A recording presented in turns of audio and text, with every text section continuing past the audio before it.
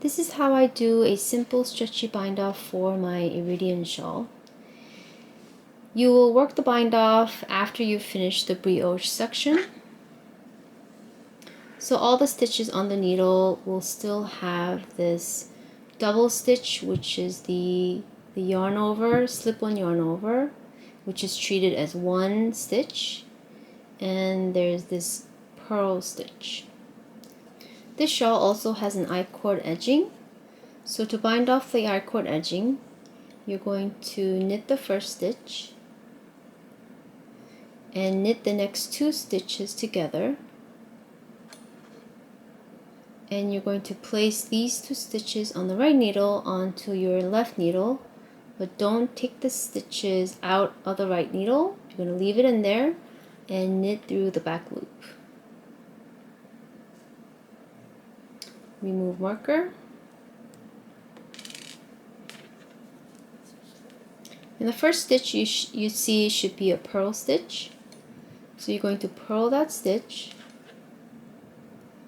and with the two stitches on the right needle and with the yarn in the front, you're going to place the needle on the left hand into the two stitches so that both needles are in the stitches, and you're going to purl these two together. The next stitch is this brioche knit stitch. So you have the regular stitch and the yarn over that's treated as one stitch. You're going to knit this one like that, and now you have two stitches on the right needle. You're going to do the same thing, insert the left needle into these two stitches and knit through the back loop. So finish the bind off, repeat until the marker. You're going to remove the marker and you're going to knit the first stitch of the I-cord edge,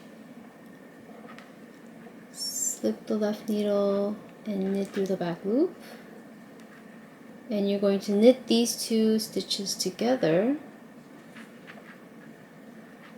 slip the left needle into the two stitches and knit through the back loop. And then I like to do one more stitch, pull and cut to finish the bind off. If you're binding off on the wrong side of work, this is the wrong side, this is the right side. The only difference between binding off on the right side of work and the wrong side of work is the I-cord edging. So the first stitch you're going to make is a purl stitch. You can see that if you're working the next row, this would have been a slip stitch and the next would be a knit stitch. So this slip stitch that kind of looks like a purl stitch, that one is going to be purled. And you're going to purl the next two stitches together. Then you're going to insert the left needle onto the two stitches on the right and purl those two together. You're going to remove the marker. So the next stitch for me is this make one stitch, and then the stitch after that is a brioche knit. This strand that's draped over the stitch, and then this looks like a purl stitch. So this one you're going to purl. So all the single stitches will be purled. And with the yarn in front, you're going to insert the left needle onto the two stitches. Leave the needles in the stitch to purl two together. With the yarn in back, you're going to knit the brioche knit stitch like this. And with yarn in back, you're going to insert the left needle into the front of the two stitches to knit through the back loop.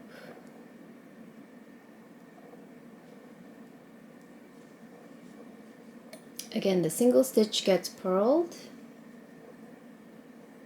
and purled together. The brioche knit gets knit and knit together through the back loop. So keep repeating until you get to the marker on the other side.